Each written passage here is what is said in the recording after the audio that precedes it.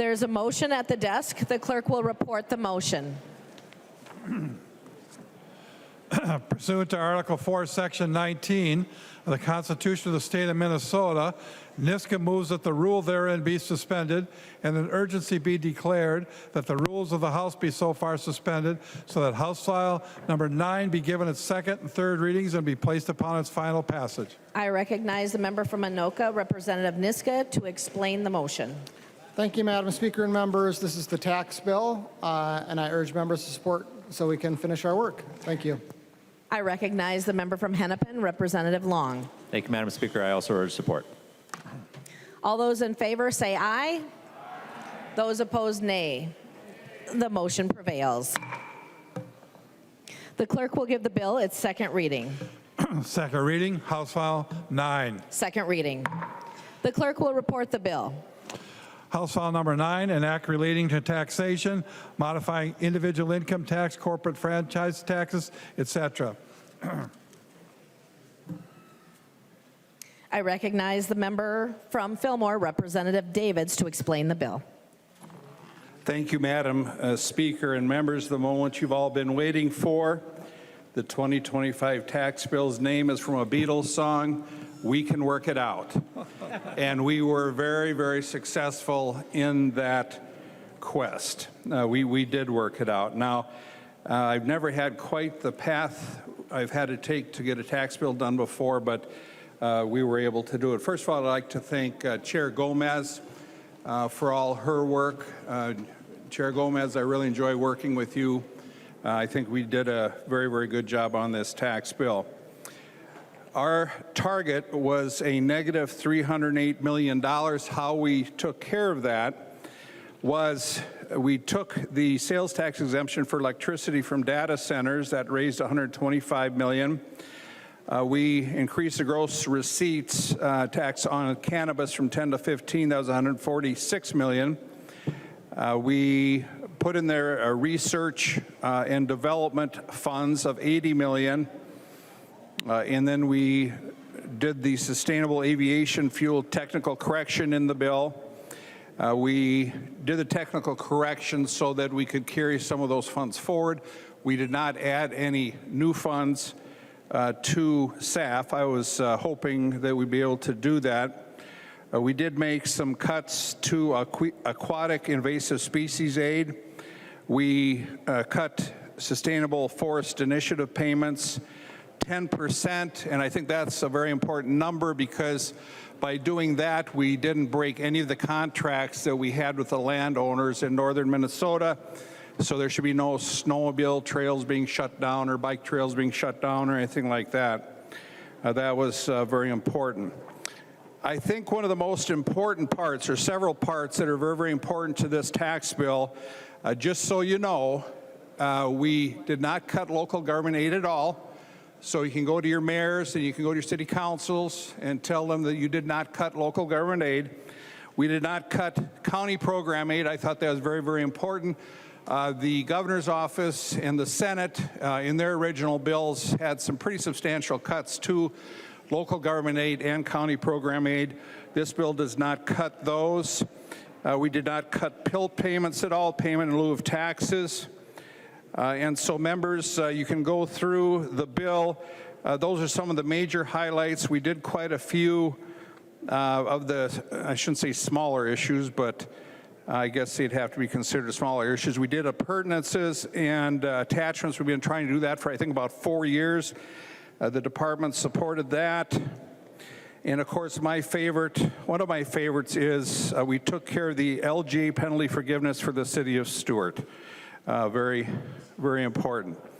And so with that, we did a few other things. There was a Franzen bill to employer student loans paid by critical access dental clinics, given some forgiveness there, which I think is very, very important for dental clinics that take Medicare or Medicaid patients.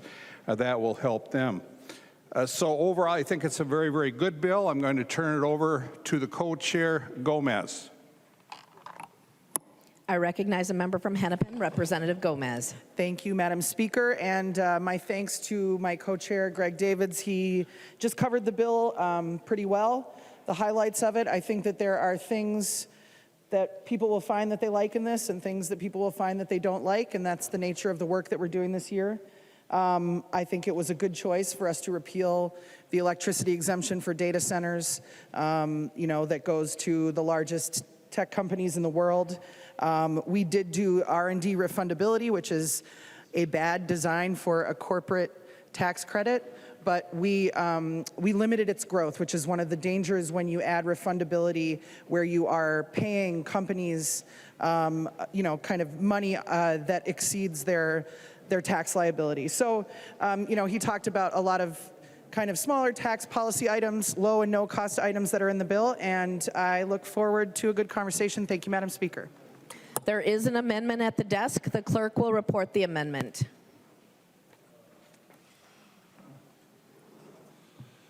West moves to amend House File Number 9.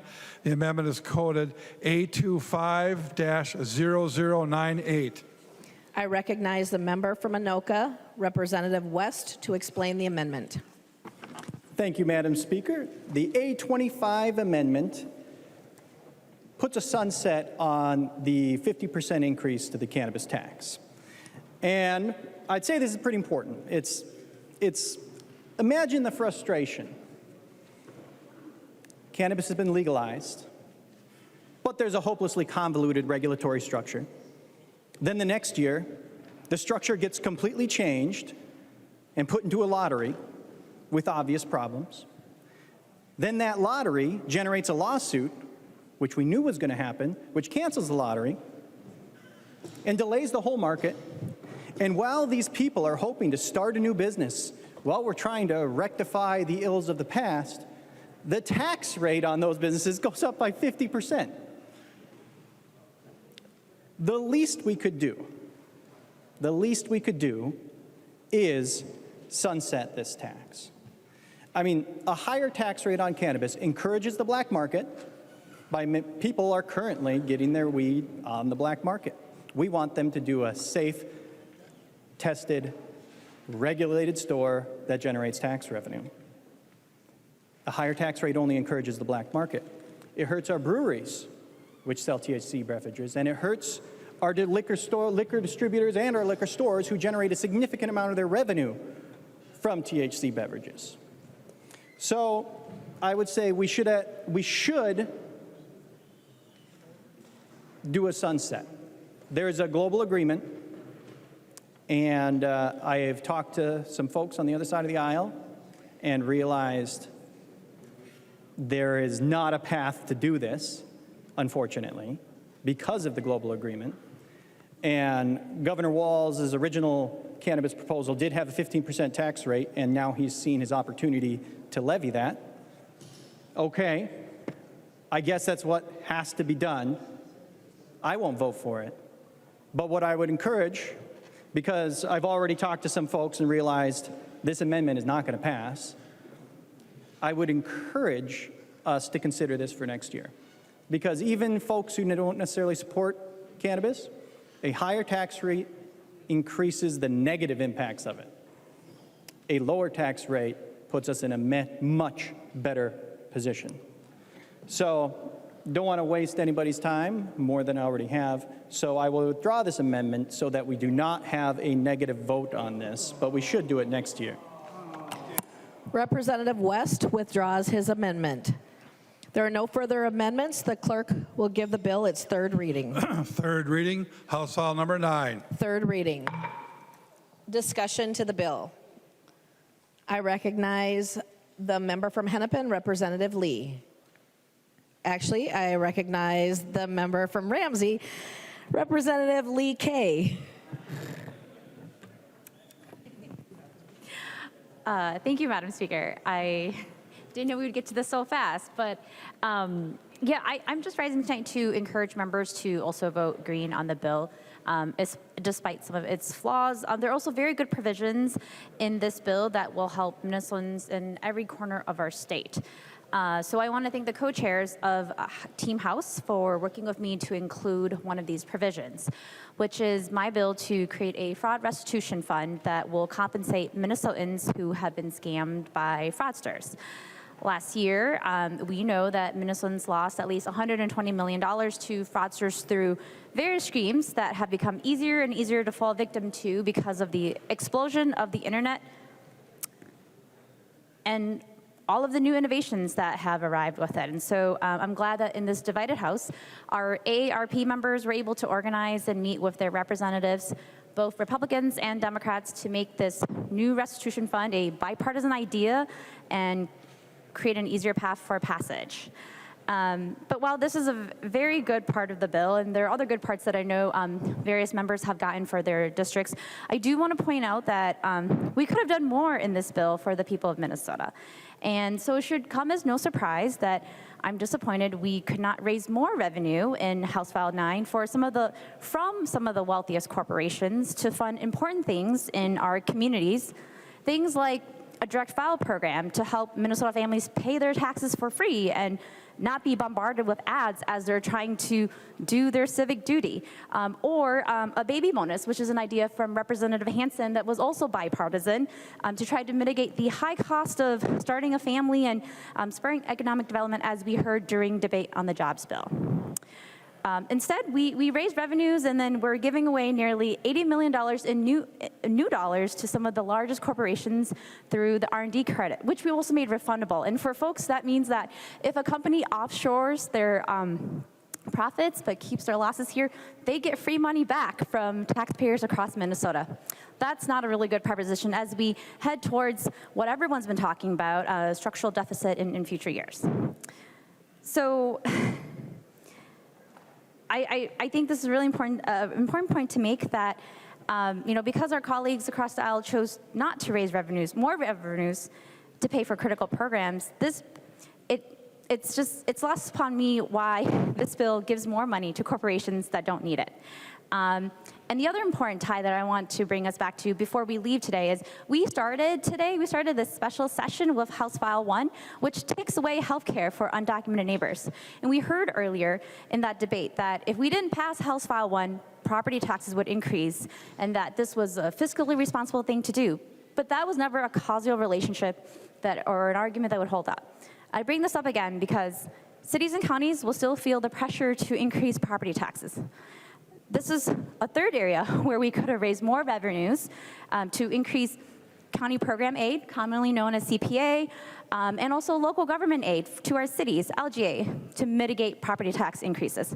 Or we could have increased refunds for Minnesota families who do pay property taxes. We have a property tax refund program where you pay your money to the county and the state reimburses you. But because people who call themselves leaders at the legislature refuse to lead and make corporations pay for their fair share, the can has been kicked down the road to our local governing partners, whose only governing tool is to increase levies. So I hope that when folks go home, they don't say they didn't increase taxes on their constituents, because that's not true. Because what they did is they chose not to make this decision and they chose not to lead. House File 9 is a good bill that we were able to work out. But as my colleagues have said earlier today, what's not in the bill is perhaps the most important thing about the legislation we've been passing. At a time when oligarchs have taken over our federal government, we could be doing more for Minnesota families. And I want folks to understand just how hard our DFL team has fought to make this happen. Thank you. I recognize the member from Hennepin, Representative Abaje. Thank you, Speaker. So the tax bill this year is relatively small, particularly on major cost items. And as was stated, I think one of the major disappointments of this bill is that we weren't able to come together to figure out a way how to raise significant revenue. If we had, that might have made it a little simpler to figure out some of our thornier budget issues that we've talked about today. I also think another continued frustration in bills like these is that oftentimes the winners are these large corporations that we've been talking about. But I am glad that we were able to limit some of the tax breaks and recoup some of the revenue from large corporations, like the repeal on the electricity exemption for data centers. And I also appreciate that the varied caps and guardrails we included on the R&D credit to ensure that this would not grow in a way that would harm our society. So common sense limitations like these are steps in the right direction to correctly engage with large corporations coming into Minnesota. And it's not that I believe that we shouldn't incentivize certain businesses and industries through tax breaks, but we really should think carefully about when and how we do that. When it's to mega corporations who already have the money to build and spend in Minnesota, there has to be other ways to entice those companies to build jobs, hopefully sustainable ones, in our state. It's time to focus on investing in people who actually make these businesses run. And until then, we will continue to forego dollars that could have been used in ways to promote housing, promote education, promote healthcare, and more. And those are the kinds of characteristics that Minnesota is known for, and that's why people actually want to come to this state. The low and no cost items in this bill are an added benefit for many members and their districts. One that I will highlight is the Tax Expenditure Review Commission, whose charge is to review tax exemptions that we have in Minnesota. The purpose of the commission is to provide evaluations that will inform whether certain exemptions are still valuable and meeting its intended goals. That data can inform future legislatures on ways to close or even expand certain exemptions. So we were able to update that commission and make sure that it can run more efficiently. And though this bill doesn't go far enough, in my opinion, to help people, I'm sure my colleagues on the other side believe it doesn't go far enough to help corporations. So such is the compromises that we have in a divided government. And with that, I will still encourage members to vote for the bill. I recognize a member from Todd, Representative Weiner. Thank you, Madam Speaker. Well, it's been a long day. Thank you. But I would like to draw your attention to some wise words up here on the wall. Third line down, it says, "No free government or the blessings of liberty can be preserved to any people, but by a firm adherence to justice, moderation, temperance, frugality, and virtue, and by a frequent recurrence to fundamental principles." It's written right above our heads, and we seem to ignore it. We have in this state, since my first election, raised spending by $17 billion. And we have to break that down, because how does that affect your neighbor, your friends, your mom, your dad, every worker in the state? For every $1 billion of spending that we increase in this state, it's about $200 per man, woman, and child. But not everybody pays taxes. If you're under 18, if you're over 65, you probably don't pay a lot of taxes. So that $200 per billion basically goes to about $400. Now, if you times that by the $17 billion that the government has increased in spending over the last few years, you're looking at about $3,400 that every person is going to be paying for in this state. That word up there, frugality, should mean something to all of us. We owe it to the people in Minnesota here to take the money seriously. We owe them a government that's efficient, targeted, and results-driven. Sitting on the tax committee, I watch the projects, the goals, things that come through that people want, and I wonder, are we ever going to get back to frugality, those fundamental principles that our forefathers, the people that put us here, that survived the Great Depression, economic downturns, Second World War, so many things in history, and we are squandering it. We had the opportunity in the tax committee to give the surplus back. It's not our money, it's the people's money. And they could have spent it better than what we could have. Because now, as we've heard so many times from across the aisle, we didn't raise revenue. We didn't take enough of those taxpayers' money yet. We haven't gutted the hog. It is absolutely obscene that we're talking about raising revenues in this state after wasting $17 billion.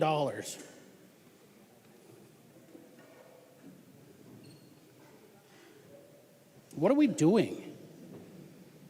Thank God for once again, a stripped down tax bill. I appreciate that. A bill that would actually fit into the single line item again, or line item description. So once again, I appreciate that.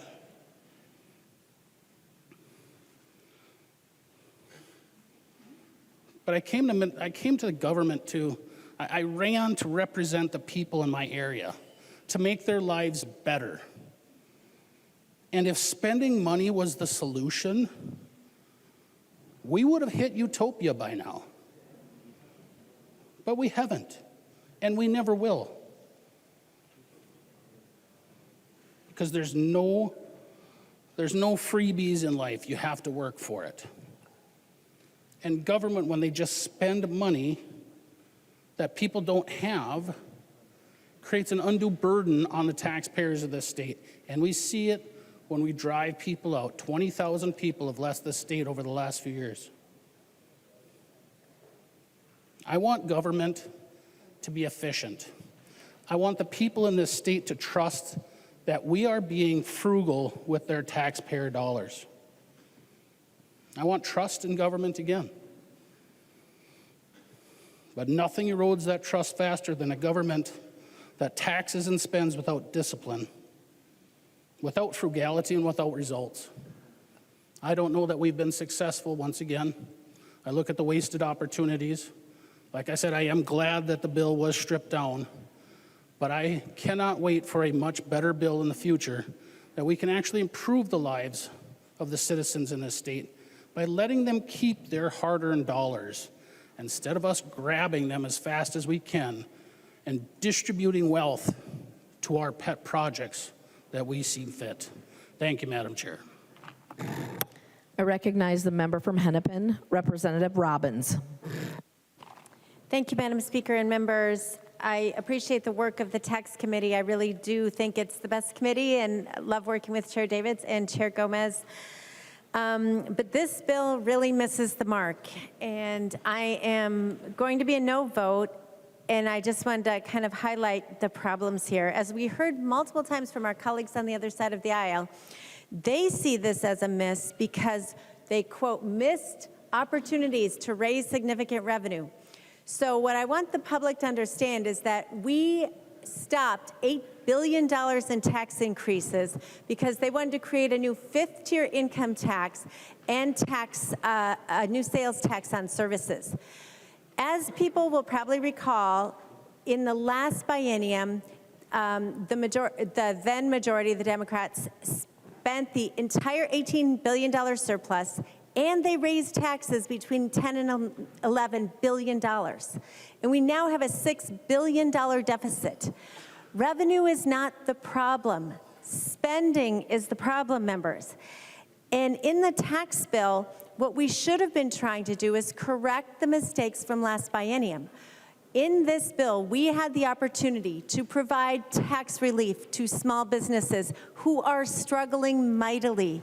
We had opportunity to provide tax relief to seniors and individuals, and none of that happened. And there was bipartisan work on this. Representative Norris and I worked closely together on a vendor allowance bill just to help small businesses who serve as the sales tax collector for the state keep a small portion of what they send into the state every year, because it's really complicated and it costs them a lot of money to have to remit this to the state. Guess what we found out? A, we couldn't prioritize small businesses, and B, even though the small businesses who collect the tax for the state get nothing, the State Department of Revenue keeps $7 million because they have so many costs associated with distributing that money to city governments. What? So we don't get a vendor allowance for the small businesses, but the department takes a cut. Members, we are not prioritizing the job creators, the people that drive economic growth in this state. And that's just one example. The other thing that we didn't prioritize, again, with great shame on this body, are the veterans. We had bipartisan bills to allow veterans and other charitable organizations to get a break on the charitable gaming tax, and veterans would have been able to use that money to just do upgrades to their Legions and their VFWs. And that had strong bipartisan support. It didn't make the cut. We had another bill that, for members who were here last session, you will remember this. We had a very heartfelt discussion on the floor of the House about a bill to increase the veterans' homestead exclusion for disabled veterans. And it wasn't in the bill. It was offered as an amendment by one of the members on your side of the aisle. In a very heartfelt discussion, Chair Gomez accepted that amendment. And we were going to finally do something for disabled veterans in the tax bill last year. Last session. That fell out in the conference committee, so we went back on our word. This year, we had that again in the conference committee, and it is not in here. Members, how many times are we going to go to the well and say we're making promises to veterans in the tax bill and not do it? So I appreciate the work that's got into this bill. I appreciate that we did not raise $8 billion in taxes on Minnesotans. I'm grateful for that. But we didn't do anything for small businesses and veterans, and it's very disappointing.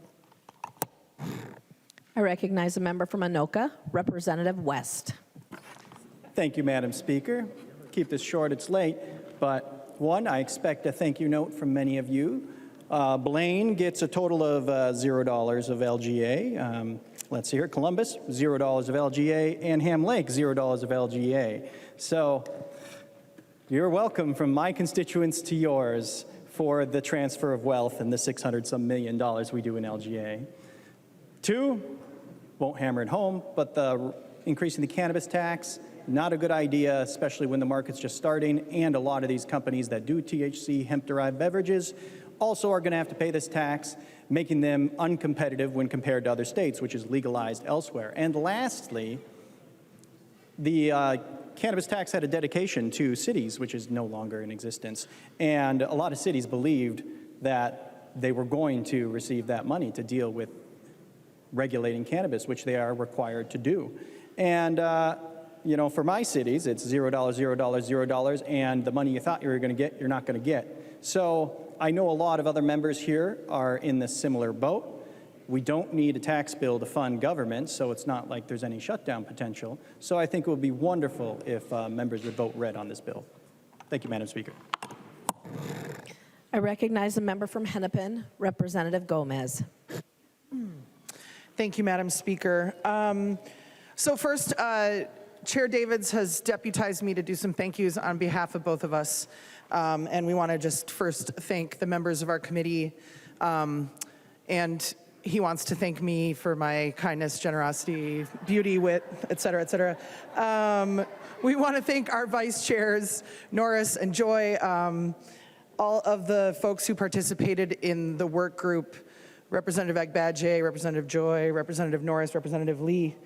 Our amazing revisers, Maureen Sandy and Evan Powell, our House Research and Fiscal staff who are here, Sean Williams, Chris Clayman, Justin Cope, Jared Swanson, Alex Hagler, Katrina Highmark, and Cynthia Templin.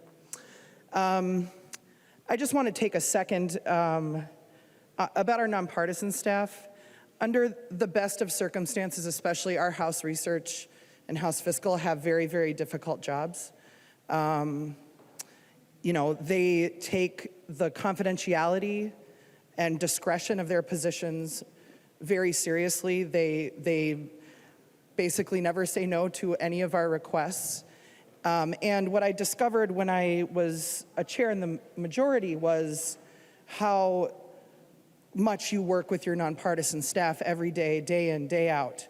And what our nonpartisan staff have been dealing with this session, unlike every other session, is basically two majorities making those kind of asks of them and those kind of demands of them.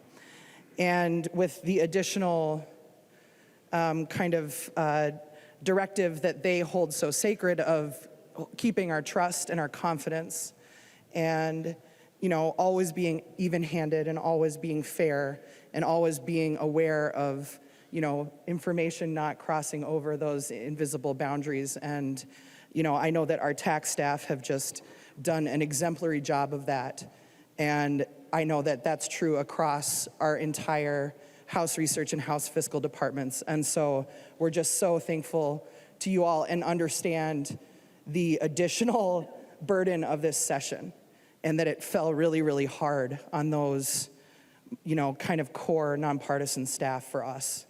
And so you have earned the break that is coming. Our pages are Joe Schatz and Clara Eichten.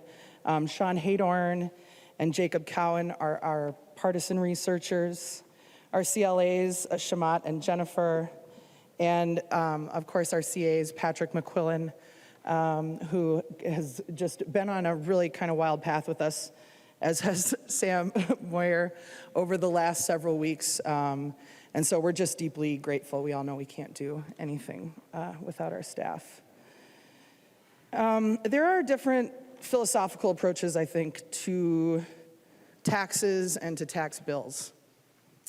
And it's become really evident to me in the last few weeks that politicians in both parties, many politicians in both parties, really view tax bills as mechanisms for handing out tax breaks and tax advantages and tax giveaways to their own sort of specially selected audience. And a lot of times, almost without fail, the people who are receiving the tax giveaways in a tax bill are, you're going to be shocked, corporations, the wealthy, the powerful, the many, many special interests that hire lobbyists who come 3 days a week to tax committee and sit there day in, day out, month after month, come to the work groups.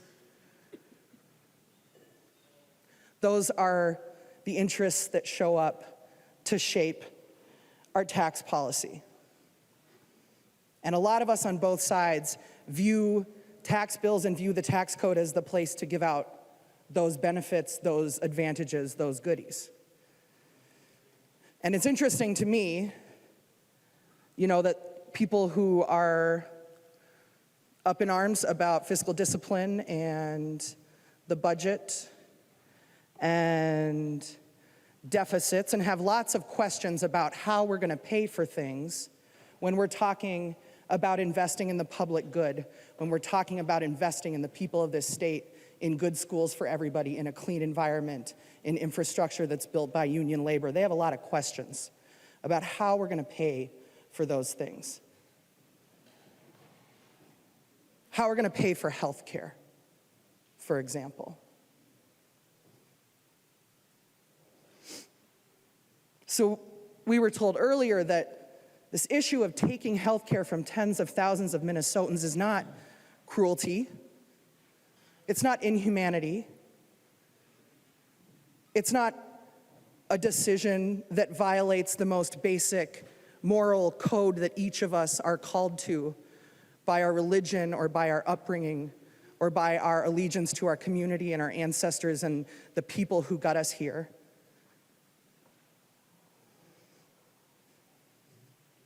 No, it's not that. It's about the budget. It's not about the cruelty, it's about the budget. Well, watch what happens when the question is not how to fund a school, how to make sure somebody who has cancer can get treatment for their cancer. Watch when the question is, can we afford a subsidy for this corporation? Can we do a sales tax exemption for this favored group, for this company, for this corporation? Watch how those objections about the sanctity of fiscal responsibility dissolve into nothing and melt away. Just watch.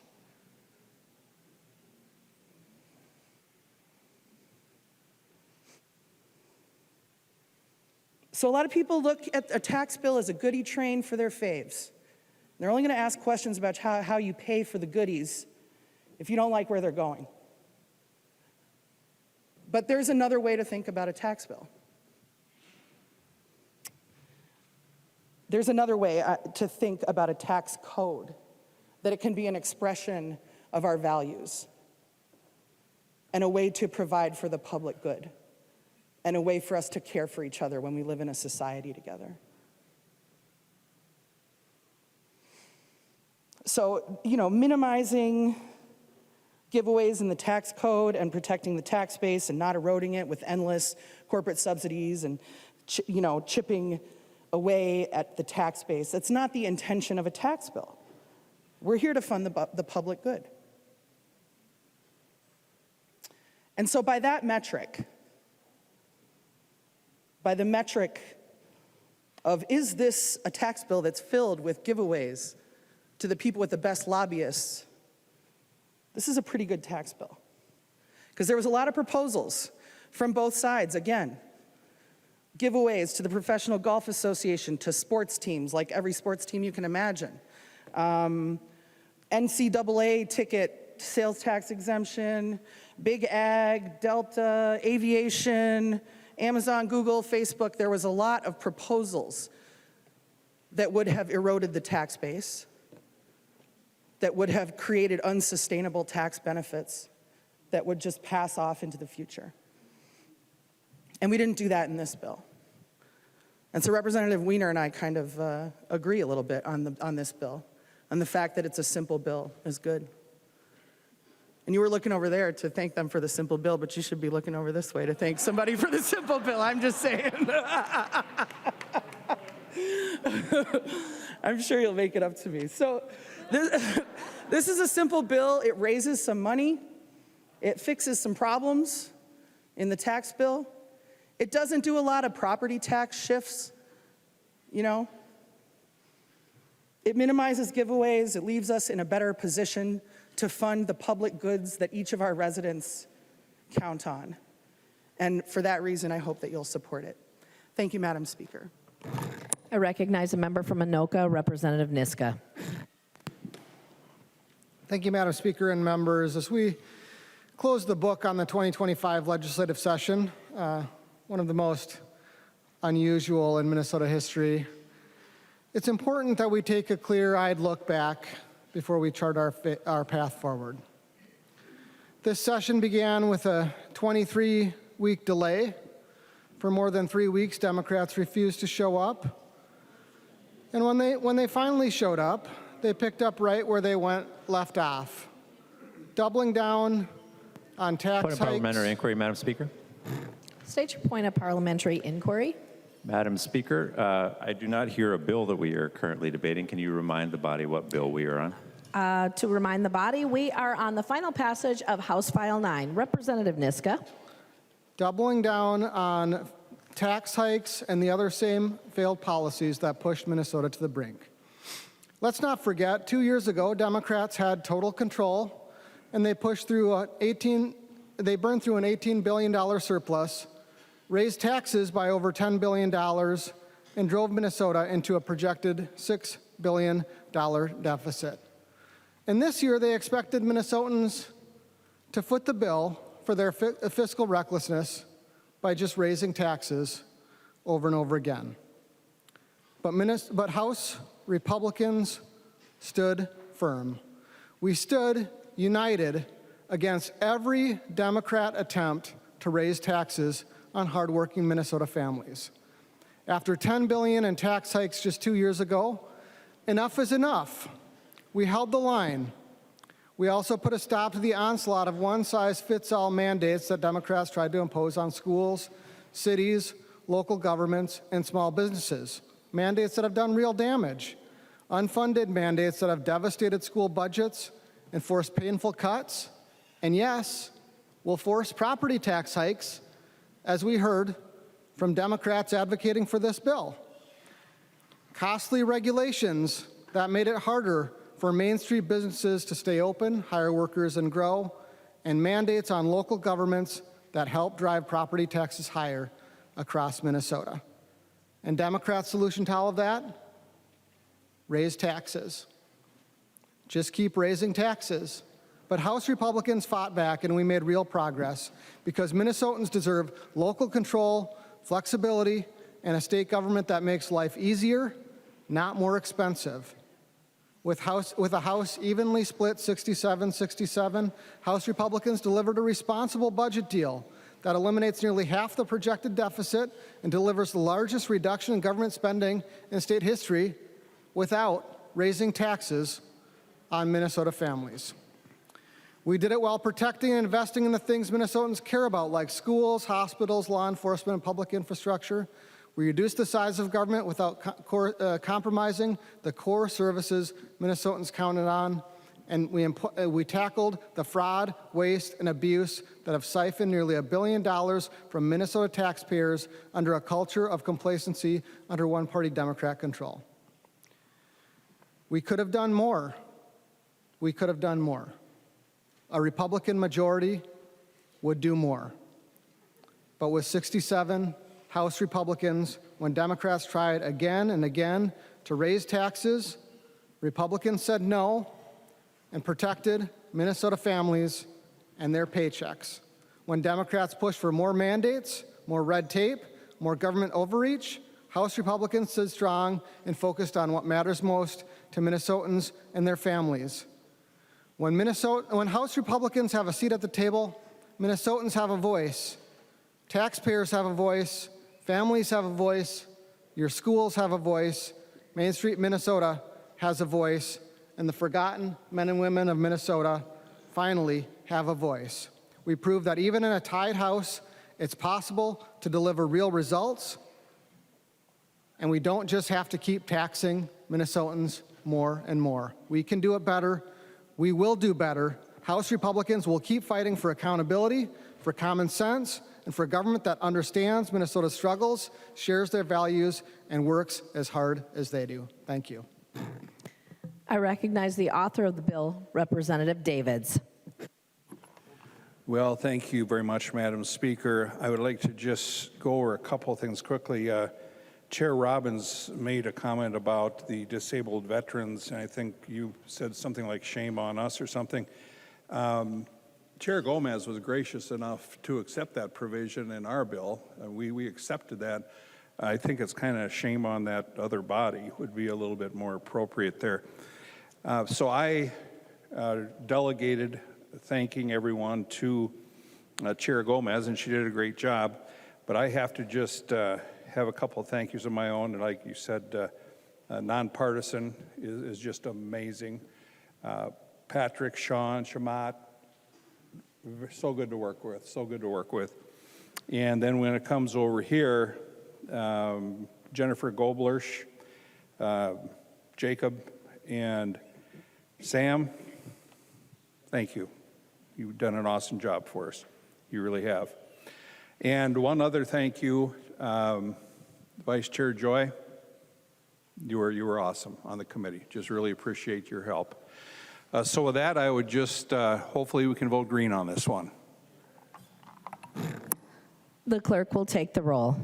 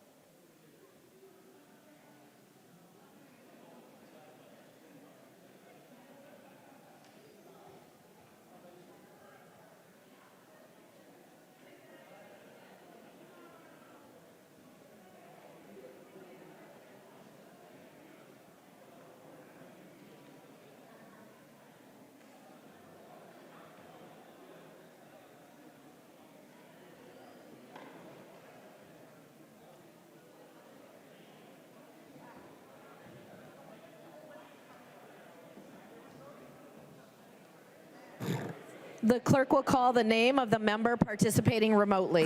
Olson. House File 9, Olson votes yes. Olson votes no. It's really hard to hear in here. Members, if you could take your conversations to the alcoves, it's a little hard to hear. Olson. House File 9, Olson votes yes. Olson votes aye. The clerk will close the roll.